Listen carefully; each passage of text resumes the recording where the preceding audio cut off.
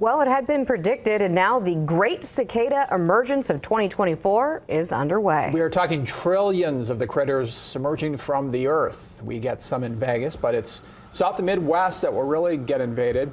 Now, they are loud, as you may know. That noise is the males looking for the females. Experts say cicadas only seek romance once every 17 years. And while annoying, we also need them. They are fertilizing the soil. They're providing nutrients to other animals, to other plants, and all of these things are all coming from these cicadas.